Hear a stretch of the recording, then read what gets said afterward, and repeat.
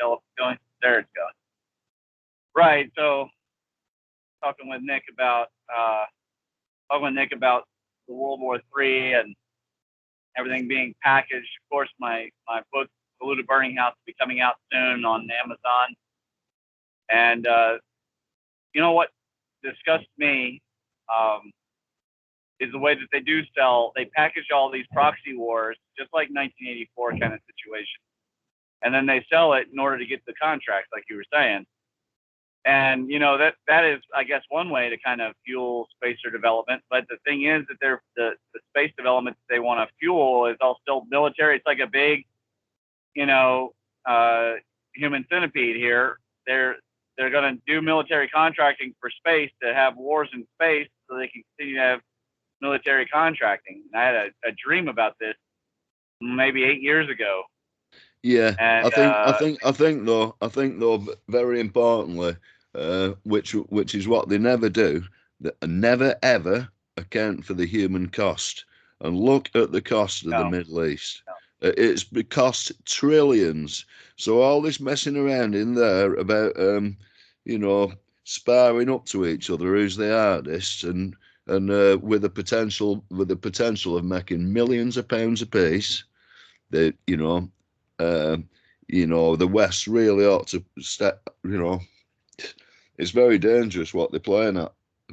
Just Of for course. bragging rights, because it's not a strategically important Well, place, Ukraine. that's interesting that you make the point, and I think that you're hinting in the direction that I'm feeling. First of all, I called the rearrangement when they pulled out of Afghanistan. The only way it made sense was Biden was told to by in control of the compromat, and or B, the Pentagon wants to reposition for the Taiwan and Iran situation.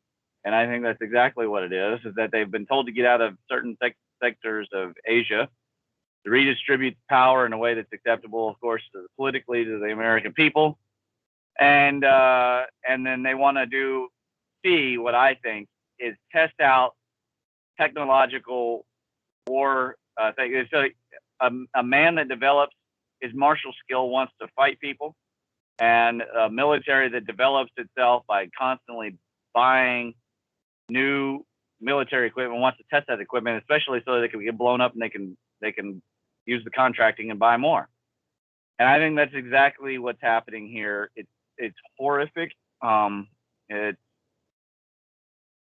just really devastating as a species. I couldn't tell you if the New World Order alone is responsible for this, or some alien overlords are making us weaken ourselves. But war is destructive, and it's only going to lead to more destruction. And the Ukraine and Iran, they've already done the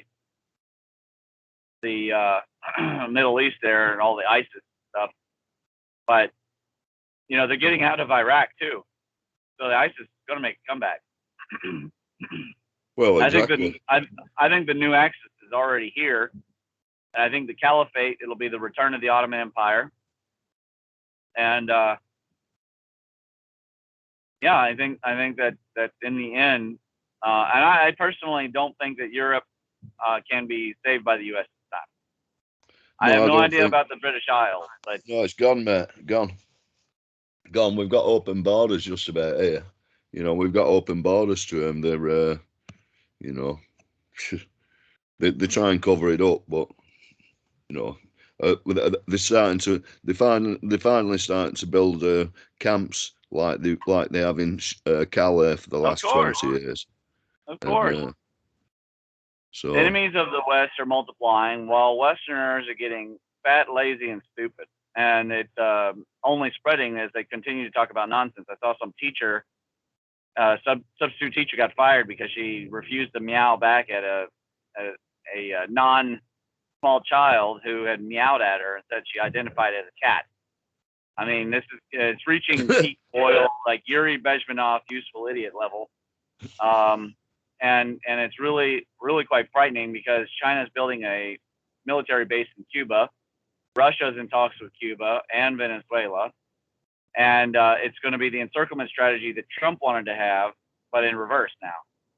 And that's all things that change is predicted. I predicted this stuff with changes. There's fine details, not so much, but various aspects. So I'm both like excited and horrified to get my book out. If that makes some sense. It's like one of those situations where you hate being right. Yeah. Well, it could get rough, couldn't it? I think it will, and I don't know when, but I think that it's fairly soon. Which, of course, is no good for me. My brother is graduating from the United States Marine Corps on February 11th. So, he picked of all times. Of course, he's going into cyber. But now it's interesting because I'm listening to Tom Clancy's True Faith and Allegiance. And in it, this character, he's sort of a return of the Taskmaster from the previous one of the previous books, who is a Chinese super hacker. But instead of a super hacker, he's a sociopathic social engineer who uses software.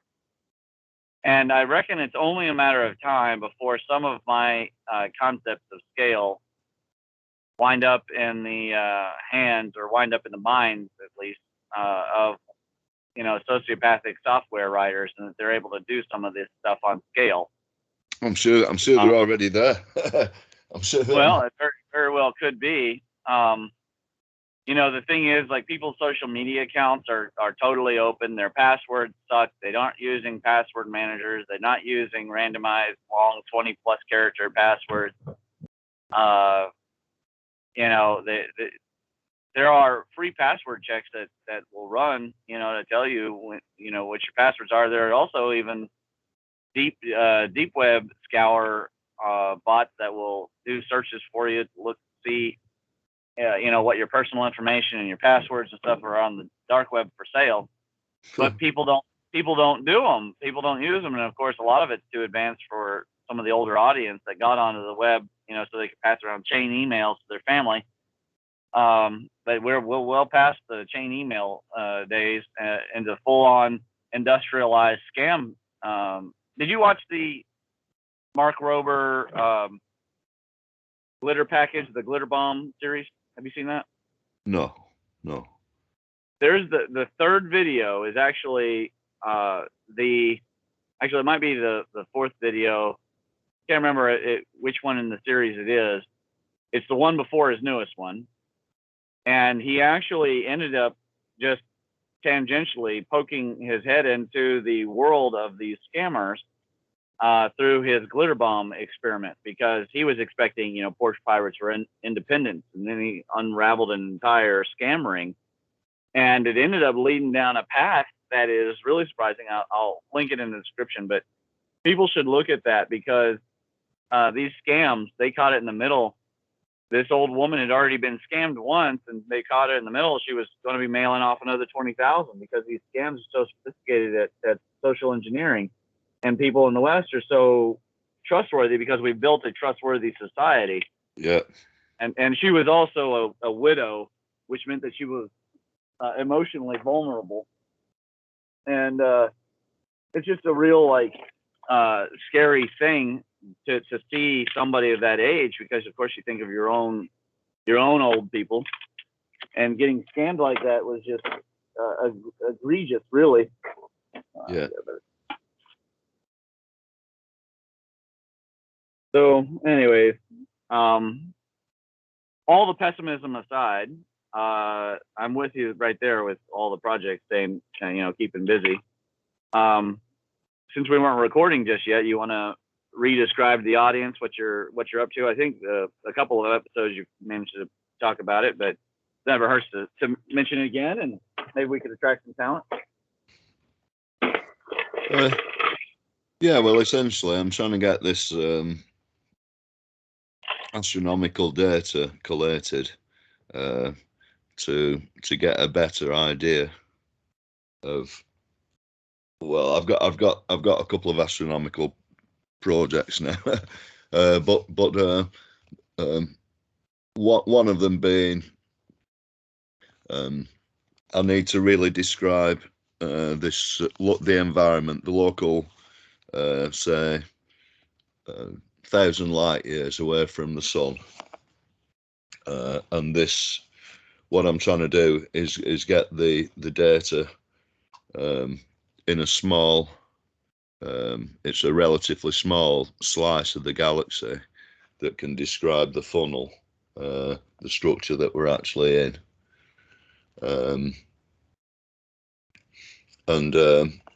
Of course, there are lots and lots of sky surveys and lots of data online, and it's a matter of what I'm interested in doing is feeding the positions of the local stars, getting maybe 60 different position readings for the over a time period for the local sky, and plot the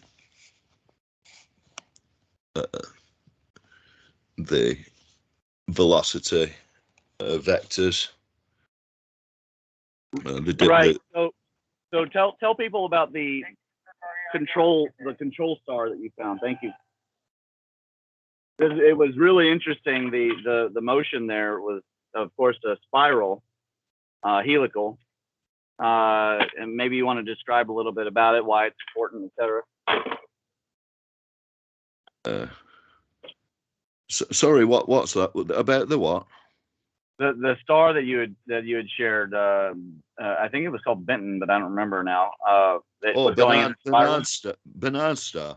Oh well. Bernard.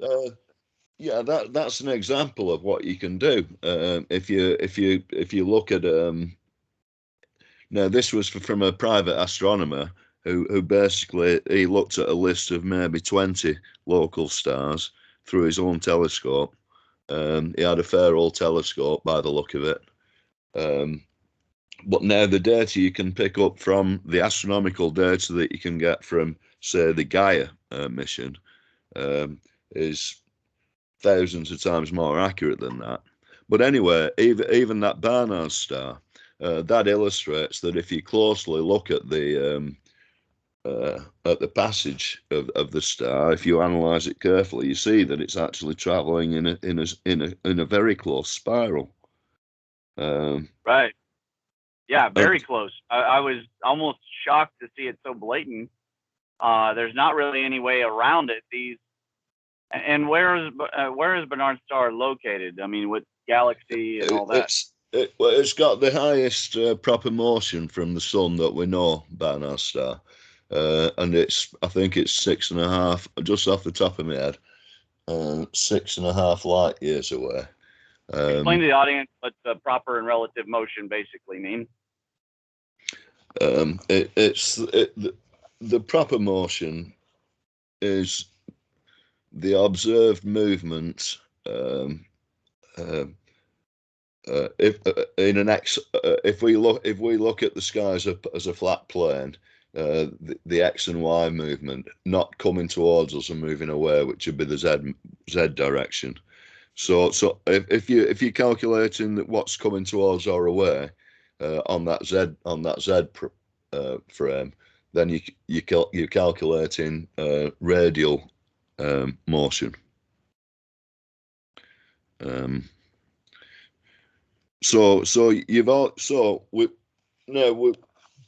We can infer radial motion though, if we correlate the movement of the stars with the other movement of the other stars in the background. We've got to select carefully what frames we actually pick, because of course all else, if we are just going by data rather than by images, we're using galactic data coordinates, which are coordinates which project the star's position from the sun, from a framework of the sun, and 0 degrees being the direction directly away from the center of the Milky Way galaxy, the very center, directly through the center of the sun, to a point directly opposite to the center of the galaxy. And I think Alnath might describe that point. It may or may not. The star Alnath is a close one to that point. I think, off the top of my head. And so we've got to be careful that, as we already know, that these models, they account for the gravity in terms of the rotation of the galaxy.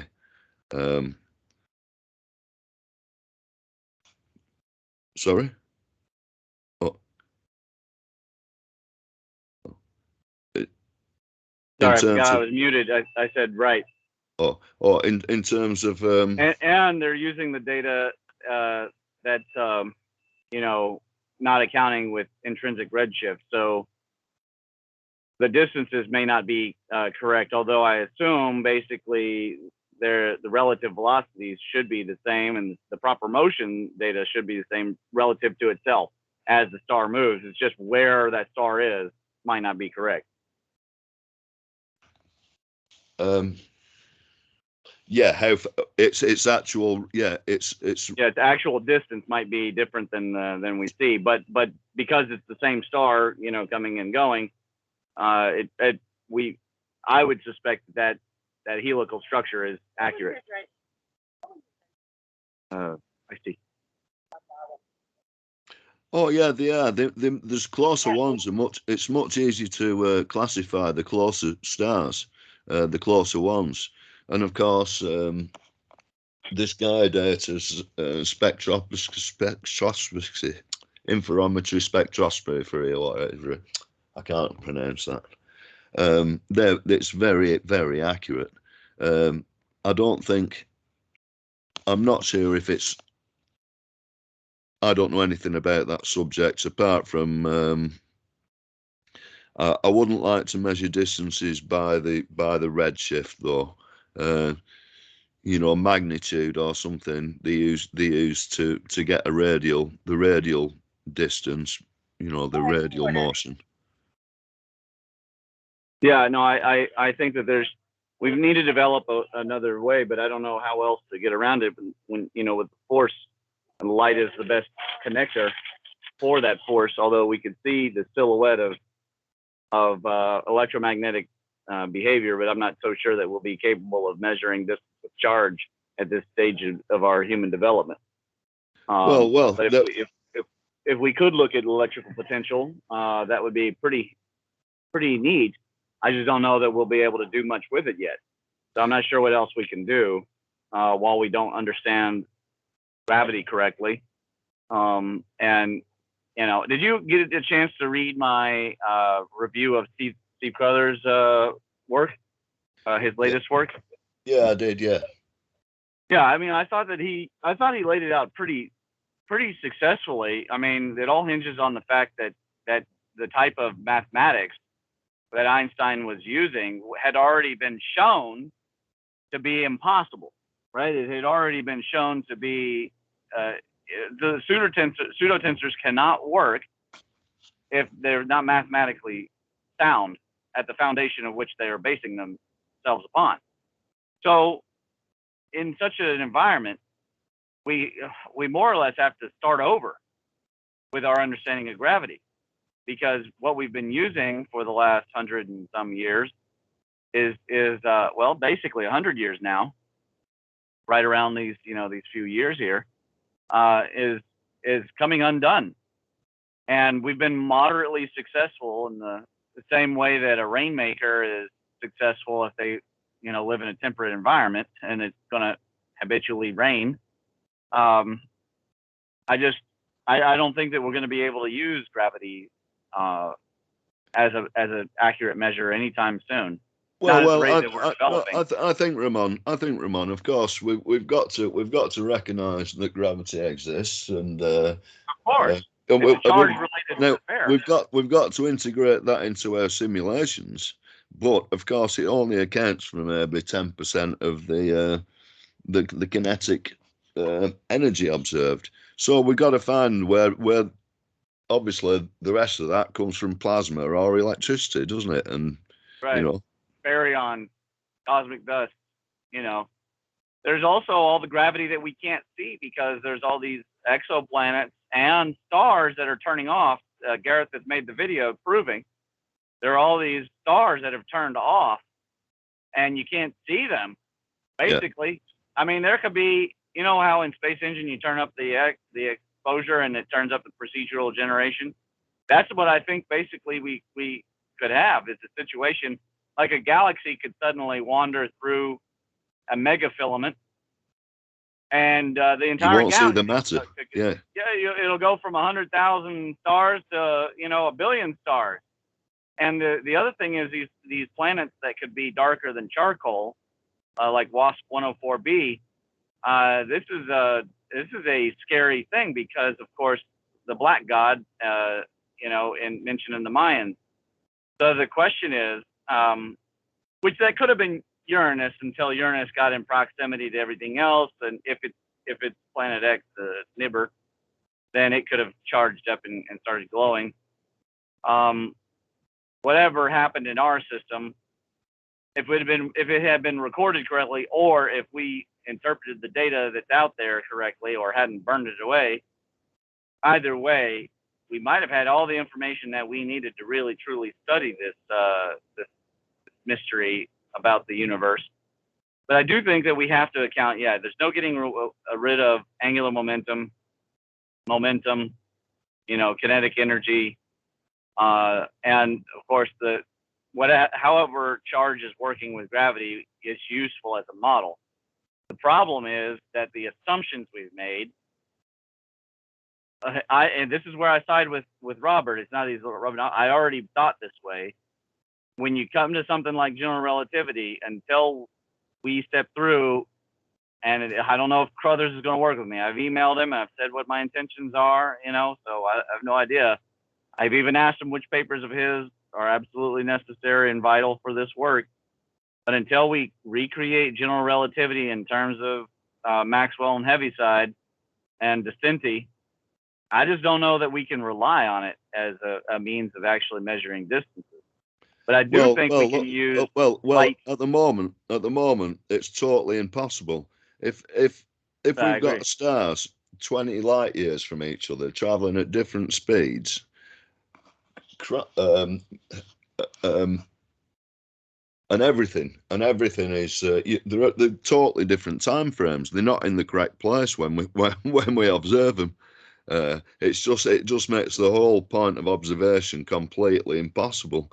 You know, especially when things are 1,000 light years behind or Yeah. a billion light years. Well, until you have an AI that can calculate where things would be if you step it forward, and they can do that calculation simultaneously for trillions of stars and galaxies. Yeah. And when they can do that, then you know, there's all sorts of information that can be gathered on the fly about where we would want to travel and where we would want to go. And then the other problem, of course, is getting enough energy to actually make that leap. I'm going to put myself on mute.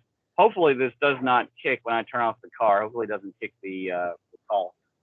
Just keep talking though. Tell us about your progress for the program line. Yeah. Well, essentially, I'm trying to get a list of targets.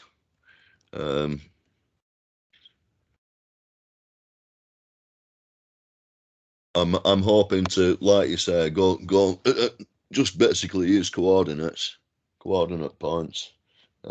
I'm going to discuss exactly what types of data I'm going to get for each data point, which will be the location of a star, hopefully one way or another, or its XY location very precisely, down to now the Gaia information is down to 1 arc second. I think it's 1 arc. 1 arc second. Which is an absolutely incredibly small amount of, an amazing amount of magnification. They said it's like looking at the side of a pound coin, sat on Mars, and being able to differentiate that kind of granularity and measurement from the Earth. Incredible, really. So these, so if I can get 60 data points for each candidate star, which could be like thousands of them,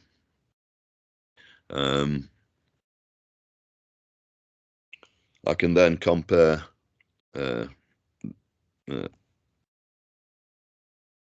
I can train a neural network, which should be able to predict the next location point in a series. Every number of series, every jump I should be able to predict its next location pretty accurately. And we're gonna have I'll to be get able you time with Aaron's supercomputer when he finishes building it. Well, these sort of programs, because there is so much data running through it, you definitely need to run them on GPs, else you can wind up training a model for a long time. But they will run on, the program will run, but it might take an hour to. Depends how big a batch of training data you give it. I think that you should definitely consider giving Aaron access to the code though when you're ready, so he can look at ways to scale it as a proof of concept, to running automated, supercomputer work. I don't know if I ever told you about the project I did in my senior year. It had to do with supercomputers, but I proved that you could automate the simulations on supercomputers for these circuits, and then parse all the data and look at it three-dimensionally graphically. And it blew my boss away, and it was hilarious because they didn't offer me or anybody on my team a job at Cypress Semiconductor. And then to make sure he didn't get the code, I downloaded it and removed the entire directory. But it's definitely a proof of concept that we need to reenact, because we need to get away from these single instances, or whether it's a single instance of the James Webb Telescope, or a single instance of this software like Space Engine, is a single instance, and get into products of scale, because it'll produce more data, and as it produces more data from the simulation and the calculation, then the next level, probably an AI and machine learning environment, will be able to pull from that data and create new products. And this will begin the process of the AI daisy chain. Yeah, the whole thing, that my whole project is going to be written on Jupyter Notebooks, which is an interactive desktop, basically, into which I can plug many different inputs.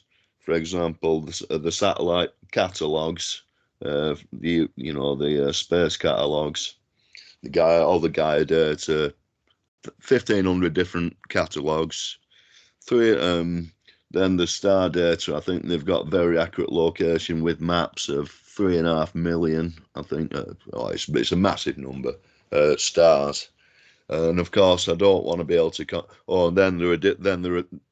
There's another piece of software then at Aladdin, which is the visualization software. So I mean, that will rotate a picture with like 1 million data points on it, real time with 1 million data points on it, or run a little sim with 1 million data points. So all these things I can present on the Jupyter Notebook, and I can make that interactive. If people want to come and check my code out totally, well, that will be right there. So all the queries that I put in for the satellite data will be intrinsic, and so the data can't be argued with as kind of somehow faked, and then I can do, like with Barnard's star, I can do with a number of different number of stars, thousands of them, and I can also correlate this volume with the information we have on the gas bubbles, the hydrogen bubbles, and which we expect to be higher charged, or maybe the edge of the bubbles is higher charged or something. I'm Right. not sure. I'm gonna eat while you're talking. Just keep going. So yeah, so there are lots of correlations that we can make with this data that should be displayed interactively and in 3D, and turn layers off. You might be able to turn the gas layers off, or there's very good data on the filaments at the moment, on the filamentary structures. So there's all this sort of stuff we can integrate into a model to make it much more expressive.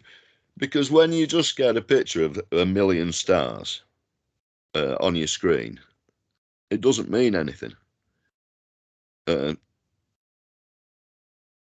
It just doesn't mean anything. You can't locate yourself. So it has to be put in a framework where you you know where you're looking from but able to get 3D views, zooms and pans and. So one thing the audience may not understand quite is our approach to proving the this point of view. I mean, already the scientists are there, right? 2017 electric currents and geospace beyond. It's already there in mathematical terms. Explain to the audience why it's important to discuss how the motion of things relates in terms of electricity via the movement of charge, so they can put together, because they're not used to, oh, I drive my car from home to work, so therefore my home is electrically connected to my work. So talk about it on the cosmic scale. Well, it's by no means. I'm not an electrical engineer or anything like that. So, but it's only my opinion that I get from. I'll take it from Walt Thornhill and Don Scott, basically, that there's a massive filamentary structure that runs through the universe, and at certain points along, and it looks, if you look at it, these filaments are millions of light years across, and who knows how long they are, and there's galaxies strung up along these filaments, pointing in different directions, one of which is us, the Milky Way. And these galaxies, what makes these filaments, we believe, is plasma, which carries electrical charge, and at some point basically feeds the formation of galaxies, stars, and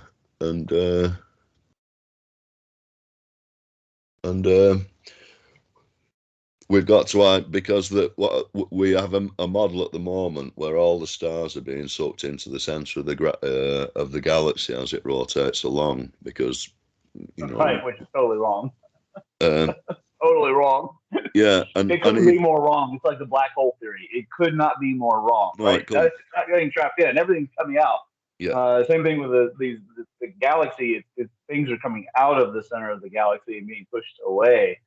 Let's go back here for a second. This is a really important point, because first of all, the galaxies are lined up like pearls on a string, but they're not exactly like edge to edge. They do this alternating numbers, which means that they're probably rotating and waving as they go around these giant megafilaments. And these filaments, when I say megafilament, it really underscores. We could call it a mega gigafilament. I mean, these things are really, really, really big.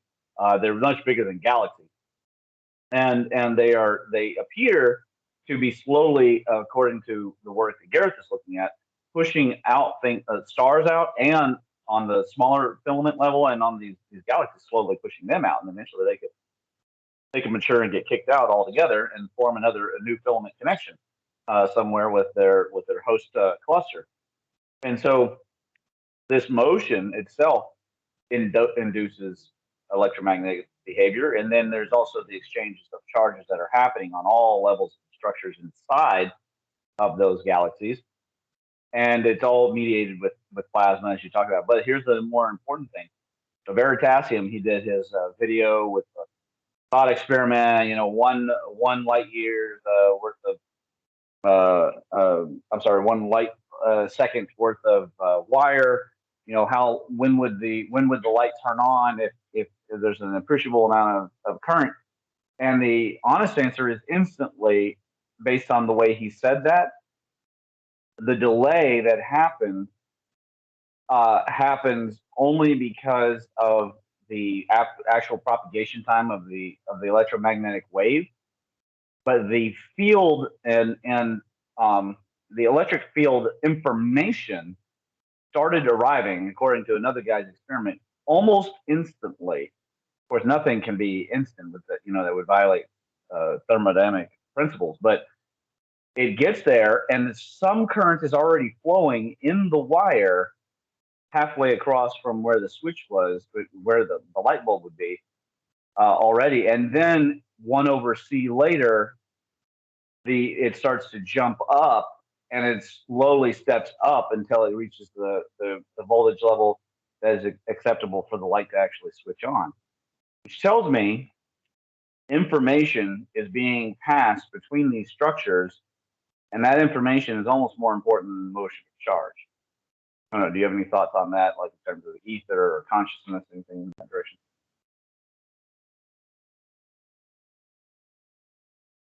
Oh, Nick, you're on mute still. Oh no, we've lost Nick. Well, okay, so I'm not sure what happened to Nick there. I want to tell the audience that if they haven't reviewed this kind of work, go to See the Pattern channel, watch his series on the filamentary structures. There's another thing about this is that you have these asymmetries where there's something in the center. It looks like it's in the center, but it's actually a little off center, and that's what we're seeing with these black holes that are off center. And then as they spiral around, they get further and further away until at some point they appear to kick out. I definitely recommend people view the See the Pattern series. Nick, did you hear my question? Yeah, yeah. Sorry, I'd muted myself okay. briefly. Okay, right. We've covered quite a lot of ground in the last second or two, Ramon. Right, the first one being that the information from the charge seemed to get there before the charge. Well, I think that seems to it seems to fit somehow.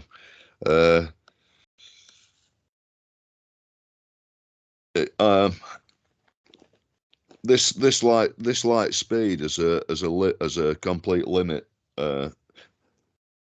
It may limit light, but does it limit information as well? And can that travel faster than light? Is the question. If you influence a particle on a circuit, it seems to push everything around like they're all. If you had a series of train railroad cars on a track and in a circle, and you push one, it's like a wheel almost,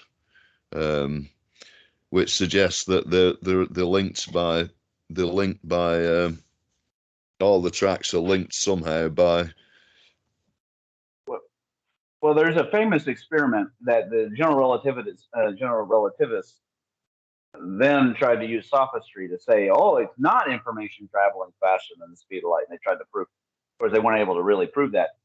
So you shine a very, very, very bright light off of the moon. Of course, it arrives at the moon within a few seconds. But then when you move across the moon, you can make the light that is there actually physically move across the moon faster than the speed of light. Right. And then you will see that change.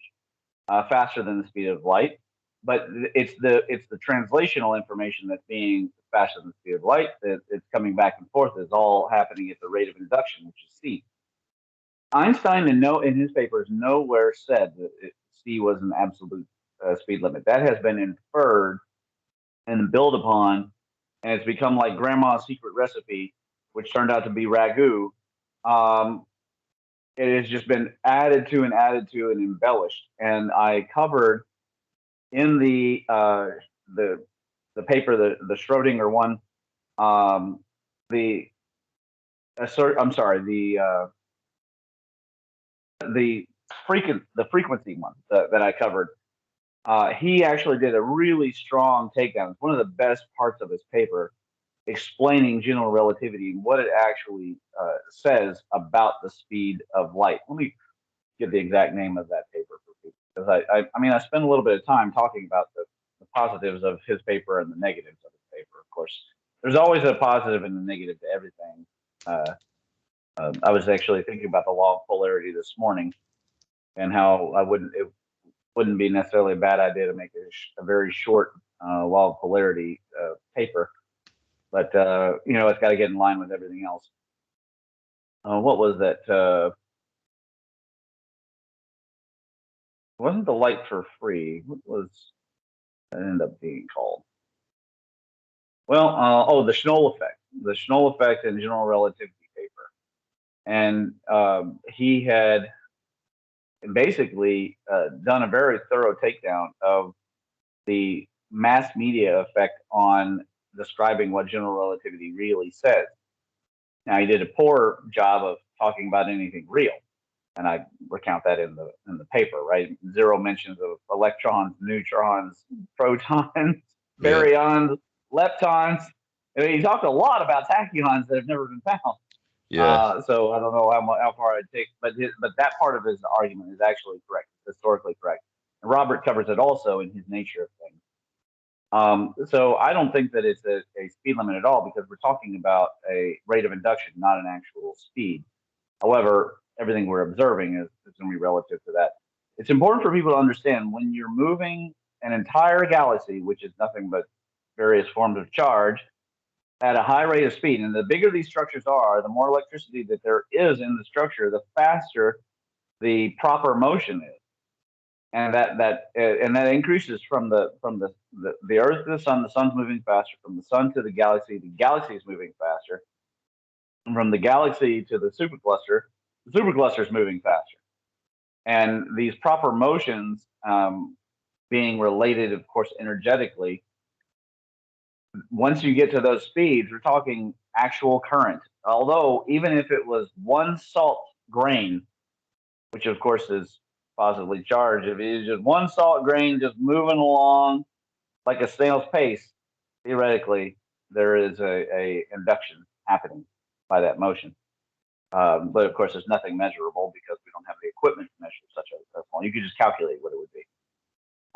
So it's important for the audience to understand that the cosmic scale, when you're not grounded, because we are grounded, we're connected to the crustal membrane that divides the spheres of Earth from the spheres of heaven. And because of that, we experience a neutral environment. It's not really neutral. If you took yourself and immediately transported yourself to the upper atmosphere of Jupiter, there's a good chance you'll explode. And or be electrically arced, which would be the same ultimate experience, because you'd be vaporized. We're not neutral in terms of the universe. We are neutral only in terms of comparing to everything else around us. And then that's what allows our biology to be exchanging nanoamps, picoamps of information at a time. And that's also why only a few milliamps can kill us. Milliamps, of course, not a very big current. When you're talking about up in the atmosphere, you have they on the orders of 10 to the 6 amps every day. So very, very, very important for people to understand. Well, anywhere from 10 to the 5 to 10 to the 8, actually. Average of 10 to the 6. Yeah. Yeah. What else? The volcano.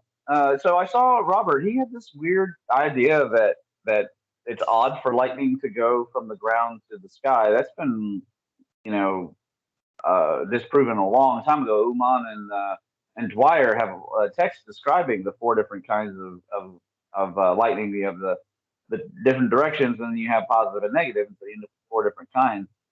But did you see the simulation that I don't remember if Ben showed it. Somebody showed it with all the lightning that was going, and it was radiating like a donut away from the actual eruption. I didn't see that simulation. I'd like to see it. Yeah, it was a couple hundred. It was like a couple 100,000 in a very short period of time of these lightning strikes, and then they even have whether they were positive or negative on the simulation. So at first it's all clustered, you can't tell what it says, and then it spreads out. You start to see the little pluses, little minuses. Fascinating information, but proof also. I think that we cannot get away from kinetics because there's the factual rubbing of the ash itself, but I also think that there's got to be something in this new data to show the proof of concept of a magnetic flux tube, a Birkeland current connection, possibly instigating Exactly. eruption. Yeah. Right. And that is my other project. So that is the other project. Well, and Checking I'm out the supposed to be Snell effect and the planetary motions. Um, and so yeah, there's a lot of framework to well, all the develop. conspiracy theorists are saying that a missile blew up Tonga, and I think that I'm not a conspiracy theorist, but I always go with means motive opportunity. There's nothing out there to blow up. Like, what would be the purpose of picking that volcano? So I don't know if you want to comment on volcanoes. There's the entire mainstream subject of cryovolcanoes that drives me absolutely bonkers. These volcanoes on Enceladus and Io that are they're not. I mean, they're volcanoes, but they're electrical connections, and people like so that the audience knows. There have been mainstream papers about the electrical connections between Saturn and Enceladus for well over 10 years And I noticed on the explosion video that there was quite a big now. On Tonga Tonga? there was a big storm. There was the epicenter of a storm about maybe a couple of thousand miles away, an absolutely massive one. So you're And there thinking were an anode cathode situation. yeah, yeah, um, Okay. Okay. definitely. The audience might not know what an anode cathode is. You want to describe real briefly?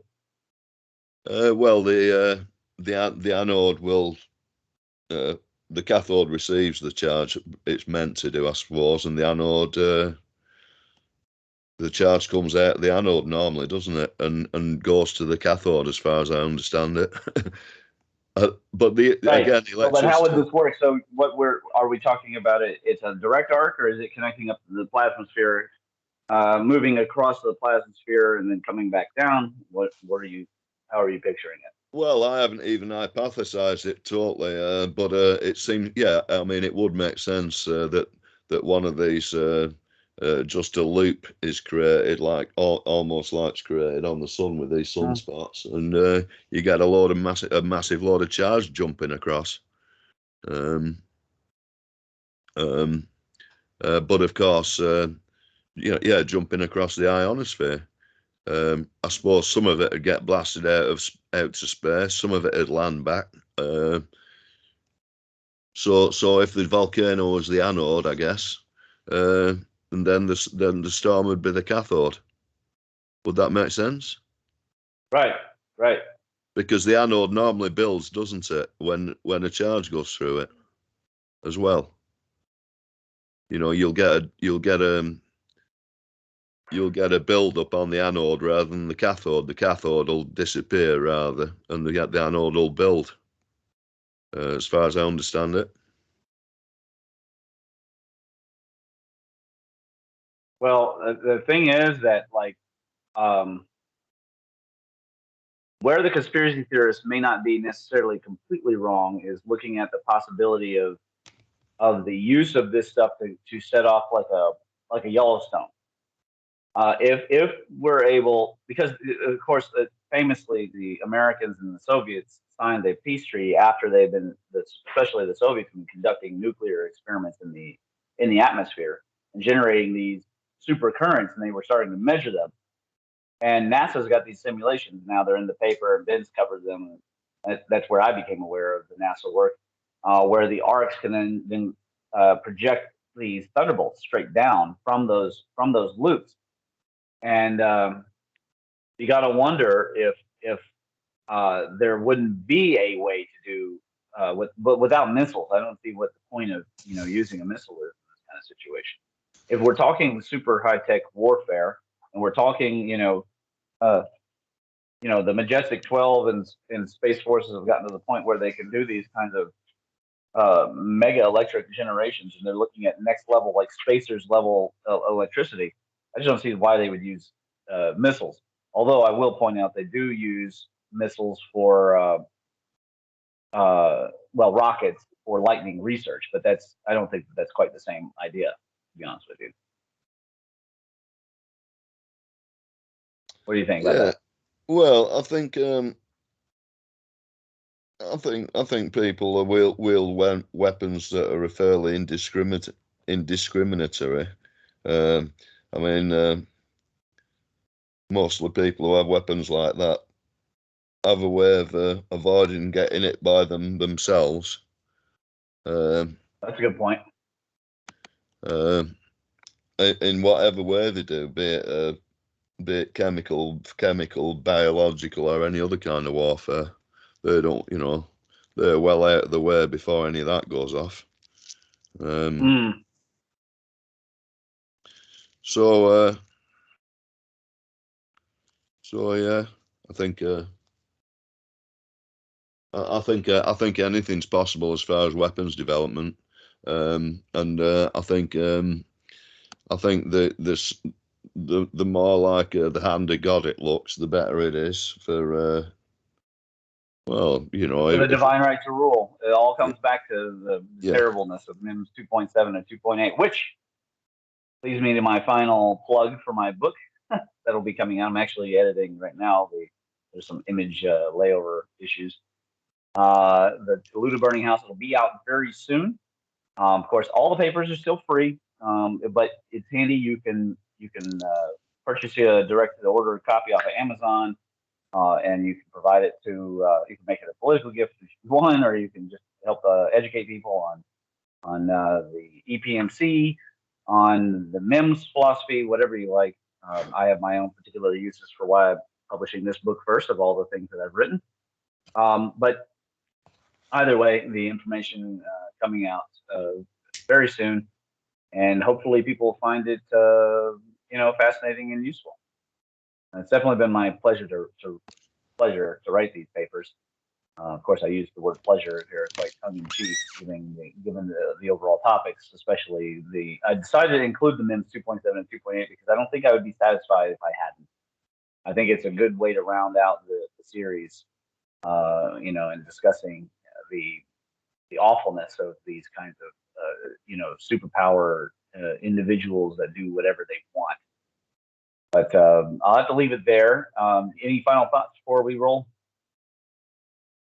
If anyone's into astronomy, come and help me. Anytime, I'll set you up a little thing on Jupiter, so you'll be able to get it. You work through the browser, and work interactively. Or if you've got any ideas, get in touch. And yeah, that's about it. Absolutely, we always need volunteers. This is an open source cosmology, folks. Please consider volunteering your time and your expertise. Everybody's busy. We're all busy individuals, but we could definitely use the help in this modern world. We don't get paid for this work, not yet at least. And I do make the point in my foreword that I truly think that EPMC standard will be one day, whether it's now or in 1,000 years, will be the standard for cosmological sciences, because it's the only thing that makes sense long term, and they're already going that way. Anyways, I've chronicled this, right? They're going to steal credit where they can for the things that greater men did. But at any rate, rather than complain about that, we just want to get ahead of it and get to proving that these concepts are important and that they're developmentally important for all of mankind. That would be my main crux too, is like calling for volunteers on all levels. Doesn't matter what you think or don't think.